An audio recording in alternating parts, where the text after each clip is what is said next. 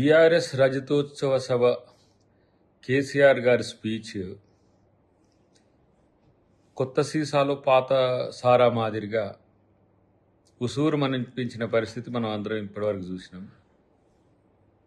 రాష్ట్రాన్ని ఎక్కడికో ఆయన డెవలప్ చేస్తే కాంగ్రెస్ పార్టీ ఎక్కడికో తీసుకుపోయిందని వాపోతున్న కేసీఆర్ గారు మీరు 7 లక్షల కోట్ల అప్పు చేసి తెలంగాణ ప్రజల్ని ఏ విధంగా దోచుకుందనేది మీకు అర్థం కాకపోయినా ఇంకా తెలంగాణ ప్రజలకు అర్థమవుతూనే ఉంది.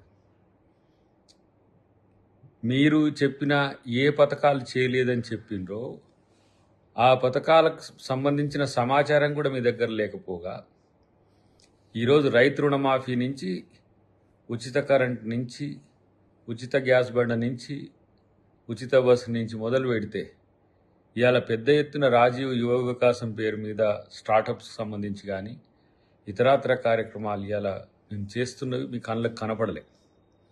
ప్రత్యేకించి బీసీ బిల్ చేసినాం, ఎస్సీ కేటగరైజేషన్ చేసినాం. చరిత్రలో భారతదేశంలో ఏ ప్రభుత్వం ఈయన సన్నబియ్యం పథకాన్ని ఈరోజు చేస్తే అవి చెప్పడానికి నోరు రాదు మీకు. ఎందుకంటే మీకు దొరికిన 2-3 అంశాలను వాటిని ముందు పెట్టి ప్రజల ముందు పెట్టి అయినయా అంటే నీ ప్రజలు అయినా అని ఎందుకు చెప్తారు? నీ జనమేనా? నువ్వేం చెప్తారో వాళ్ళు అదే చెప్తారు. ఇవాళ రాష్ట్రాన్ని ఆర్థిక అధోగతి పాలు చేసి ఆర్థిక విధ్వంసం వైపు నువ్వు తీసుకపోతే దాన్ని గాడిలో పెట్టుకుంటూ తెలంగాణ ప్రజలకు ఒక సంరక్షకుడిగా ఇలా రేవంత్ రెడ్డి గారు చేస్తున్న ప్రయత్నం మీలాంటి వాళ్ళకి కనబడదు. ఎందుకంటే మీరు ఫామ్ హౌస్లోనే ఉంటారు కాబట్టి మీకు మీ మీడియా, మీ సోషల్ మీడియా, మీ ఇన్ఫ్లుయెన్సర్సు, మీ ప్రాపగండా టీం చెప్పిందే మీకు తెలుస్తుంది. కానీ తెలంగాణ ప్రజలు ఏమనుకుంటారు ఒక్కసారి పోయి మీరు ఊర్లలో అడిగితే సన్నబియ్యం ఎట్లా నడుస్తున్నది, బీసీలకు చట్టసభలో రిజర్వేషన్లకు సంబంధించి కానీ, స్థానిక సంస్థల రిజర్వేషన్ల గురించి కానీ, అటు రాహుల్ గాంధీ గారు కానీ ఇటు రేవంత్ రెడ్డి గారు కానీ ఎట్లా పోరాడుతున్నది, ఏండ్ల తరబడి నిరీక్షణతో ఉన్న ఇవాళ ఎస్సీ వర్గీకరణ మీ కాలంలో ఏమైంది, ఇప్పుడు ఎంత త్వరితగతిన అయింది, ఇవన్నీ కూడా ప్రజలు చెప్తారు. ఇలా మీకు దమ్ముంటే ఉచిత బస్సు మీకు అబాసు పాలైనట్టు కనిపిస్తుంది కదా. మీరు ఉచిత బస్సు ఇవ్వడం అనేది తప్పు అని చెప్పేసి మీరు రెజల్యూషన్ చేయండి. ఉచిత గ్యాస్ 500 రూపాయలు గ్యాస్ సిలిండర్కి ఇవ్వడం తప్పు అని చెప్పి మీరు రిజల్యూషన్ చేయండి. 200 యూనిట్ల వరకు కరెంటు ఉచితంగా ఇవ్వడం తప్పు అని చెప్పి రిజల్యూషన్ చేయండి. ఉద్యోగాల కోసం ఇవాళ వెంపర్లాడుతున్న యువతకు మేము ఇలా 52,000 పైచిలకు ఉద్యోగాలు ఇచ్చినాం. ఇప్పుడు 32,000 పైచిలకు ఉద్యోగాలకు నోటిఫికేషన్ వేసిండ్రు.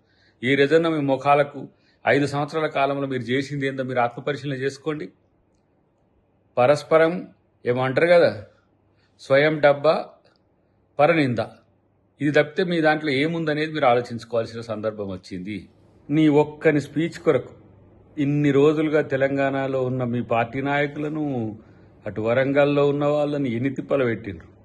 ఎడ్ల బండ్లు అన్నారు, సైకిళ్ళు అన్నారు.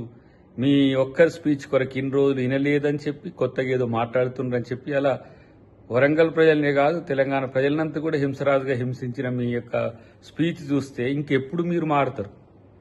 ఎక్కడున్నాడు రేవంత్ రెడ్డి గారు? ఎక్కడున్నది కాంగ్రెస్ పార్టీ? ఎక్కడ ఉన్నది రాహుల్ గాంధీ ఆలోచన విధానం? మీరు ఎక్కడ ఉన్నారు?